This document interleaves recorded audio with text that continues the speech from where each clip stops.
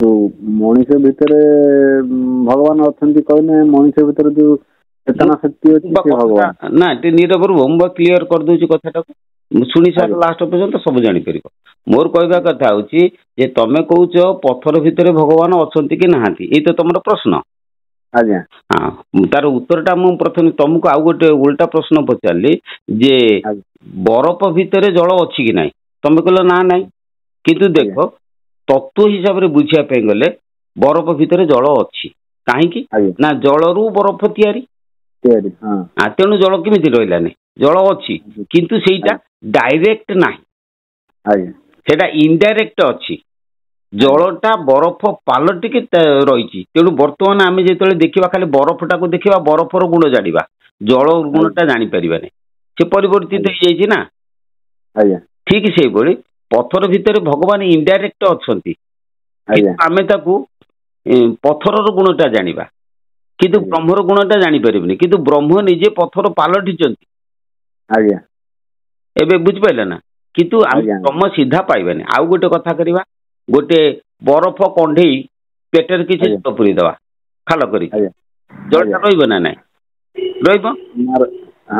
ମୁଁ କଥା ସେଇଟା କଣ ନା ସେ କଣ୍ଢେଇ ଭିତରେ তুমি ସିଧା ଜଳଟା ପାଇଲ। ଠିକ ସେଇଭଳି ମଣିଷ ଶରୀରଟା ଯୋଉ ପ୍ରକୃତିରେ ଗଢା ହେଇଛି ଇଏ ବ୍ରହ୍ମରେ ତିଆରି ହେଇଛି, ହେଲେ ଇଏ ସବୁ ପଦାର୍ଥ ହେଇଯାଇକି ଶରୀରଟା ତିଆରି ହେଇଛି। କିନ୍ତୁ ଶରୀର ଭିତରେ ଯୋଉ ଶୂନ୍ୟ ଅଛି ସେ ଶୂନ୍ୟରେ ଏ ବ୍ରହ୍ମ ଶକ୍ତି ସିଧାସଳଖ ପ୍ରକାଶ ପାଉଛନ୍ତି। ପ୍ରାଣୀ ଶରୀର ଗୋଟେ ଏଭଳି ପ୍ରକାର ଜିନିଷ ଯେ ତା ଦେହରେ ଯୋଉ ବ୍ରହ୍ମରେ ତା ଶରୀର ତିଆରି, କିନ୍ତୁ ବ୍ରହ୍ମ ସିଧାସଳଖ ତା ଭିତରେ ଶୂନ୍ୟ ଭିତରେ ପ୍ରକାଶ ପାଆନ୍ତି। ଧରିଲା ନା ମୋ କଥାଟା ବୁଝିପାରିଲେ? ତେଣୁ ଆଉ ଗୋଟେ କଥା ଶୁଣନ୍ତୁ, ଏଇ ଯୋଉ ଭୁଲି ଯାଉ ମନେ ପଡୁଥିଲା, ସେ ଲେଖି ରଖନ୍ତେ ମନେ ପଡୁଥିଲା ଭଲ କଥାଟି ଭୁଲିଗଲି, ଲେଖି ରଖିଥାନ୍ତେ ସିନା। ହଁ, ସେ ଗଛ ତରୁ ଲତା ସବୁଥିରେ ତ ଅଛନ୍ତି। ହଁ, ଆଉ ଗୋଟେ ଆପଣଙ୍କର ଗୋଟେ ଭିଡିଓ ମାଧ୍ୟମରେ ଶୁଣିଥିଲି, ଆପଣ କହୁଥିଲେ ନିଶ୍ୱାସକୁ କଣ୍ଟ୍ରୋଲ କଲେ ମନ ସ୍ଥିର ରହିବ। ନିଶ୍ୱାସକୁ ଯୋଉ କଣ୍ଟ୍ରୋଲ କରିବା, ଆଉ ଗୋଟେ କଥା କହିଲେ ନା, ନିଶ୍ୱାସକୁ ଆମେ ଦେହର ନିଶ୍ୱାସ ନେଲେ ଜୋର ଟାଣି ଛାଡିବା କଥା ତ କହିଲେ ନା। ନା ଶୁଣ, ତମେ କାହିଁକି ଟାଣିବ? ମୁଁ ନିଶ୍ୱାସକୁ ମୁଁ କହିନେଇ ଯେ ନିଶ୍ୱାସକୁ ନେଲେ ମନ ସ୍ଥିର ହବ, ଟାଣିବା କଥା ଯୋଉ ବୁଝିଲ ଟିକେ ଉଲ୍ଟା ବୁଝିଲ। ନିଶ୍ୱାସକୁ ମନ ନ କଲେ, ଆଚ୍ଛା ନିଶ୍ୱାସ କଣ ହୁଏ ନା ଗୋଟେ ବାୟୁ ଭିତରୁ ବାହାରୁ ଭିତରକୁ ଯାଏ, ଗୋଟେ ବାୟୁ ଭିତରୁ ବାହାରକୁ ଆସେ। ଏଇ ଯୋଉ ଯିବା ଆସିବା ଉଭୟ ବାୟୁକୁ ତମେ ଯଦି ମନ ନ କରିବ କିମ୍ବା ସେ ବାୟୁକୁ ଯଦି ତା ଗତିକି ଧୀର କରିବ, ଆମର ବୁଝ ତାର ଗୋଟେ ଅର୍ଥ ମୁଁ ବୁଝେଇ ଦଉଛି ଯେ ପ୍ରତ୍ୟେକ ଗୋଟିଏ ସାଧାରଣ ଲୋକର ନିଶ୍ୱାସଟା ସିଏ ମିନିଟରେ 15 ଥର ବା 4 ସେକେଣ୍ଡରେ ଥରେ ଯିବା ଆସିବା କରେ ନାକରେ। ଏଇ ହିସାବରେ ଯଦି ଆମେ ହିସାବ କରିବା 24 ଘଣ୍ଟାରେ ସେ ଯାଉଛି 21,600 ଥର ଯିବା ଆସିବା କରୁଛି। ଯଦି ଯିବା, ଏଇଟା ହେଲା ଆମର ମିଡିୟମଟା, ସାଧାରଣ ପବନ ଯିବା ଆସିବା କରେ। କିନ୍ତୁ ଏଇ ପବନରୁ ଆମେ ଅଧିକ ପରିଶ୍ରମ କରିବା, ସ୍ତ୍ରୀ ସଂସର୍ଗ କରିବା, ଅଧିକ ବାକ୍ୟ କହିବା, ମାନେ କି ଅଧିକ କର୍ମ କରିବା, ଯେତିକି କରିବା କଥା ତାଠାରୁ ଅତିରିକ୍ତ ଯେତେବେଳେ କହିବା, ଖାଇବା ପିଇବା ଆହାର ବିହାର ଏଗୁଡା ସବୁ ଆମ ଅତିରିକ୍ତ କରିଦିଅନ୍ତି, ଗୋଳମାଳିଆ କରିଦିଅନ୍ତି। କରିଦେଲେ କଣ ହବ? ପବନ ଗୋଳମାଳିଆ ଚାଲିବ।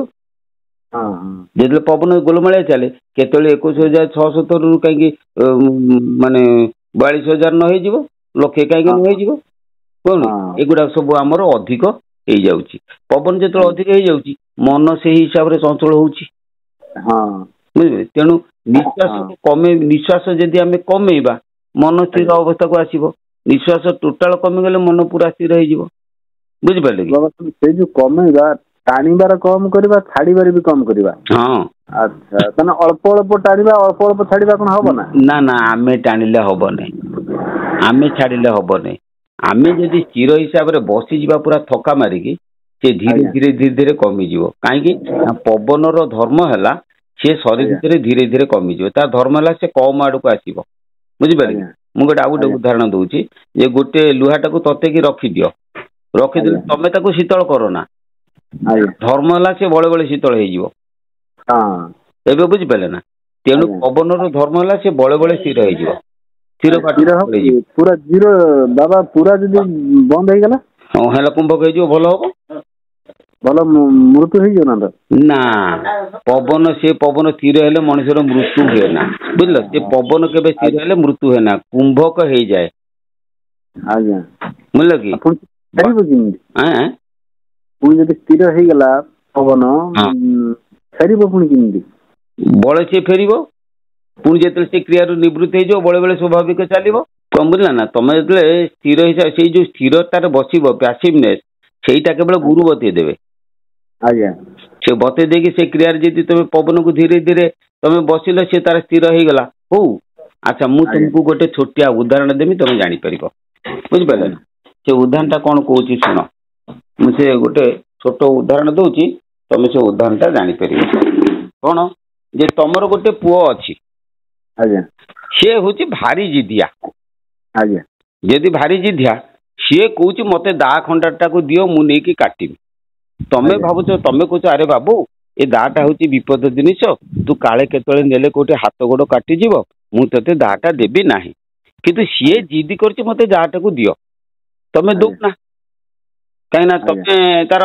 मंगल चाहूच ना तेणु तुम कौन कल ना दाटा को छड़े ताठू नहीं घरे रखीदेल कौन कर सी कांद कांदी कांदी तुम तक शुणुना घंटे 2 घंटा 3 घंटा 4 घंटा तार बसी कांद सका गाधुआ पर्यटन तुम कितु दुआ तुम जीधे तुम अटल कौन हम कांदी कांदी कांदी कांदी कांदी कांदी लास्ट सी शोई पड़ जो शोई पड़ो से कौन हुए ना ता निश्वास टा तार ऑटोमेटिक बंद हो जाए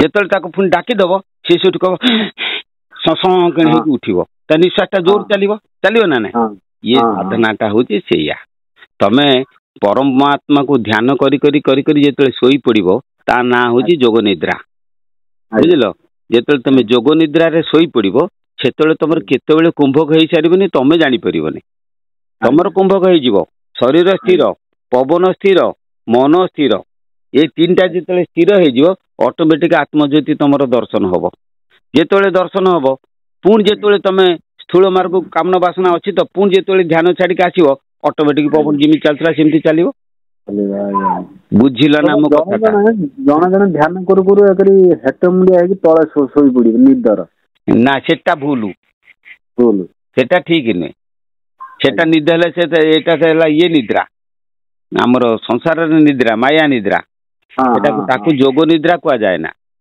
शरीर अवशेष जोग निद्रा हूँ से निद्रा शुण मोर अनुभूति मु कहूँ जोग निद्रा हूँ तमें ध्यान रे बसीच तमें तमें निद गला भाया बसीच किंतु तुम बाह्य ज्ञान थी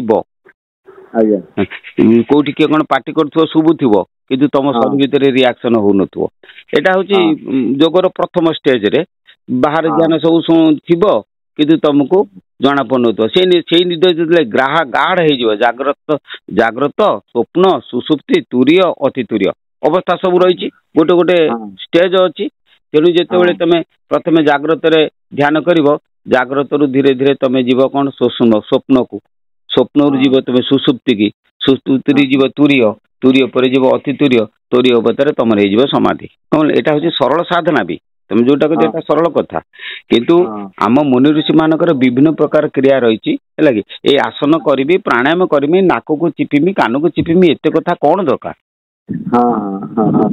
हाँ बुझिपारे ना तुम देह ज्ञान को शून्य करी तुम जी ऊपर को जीव यही हूँ तार बाट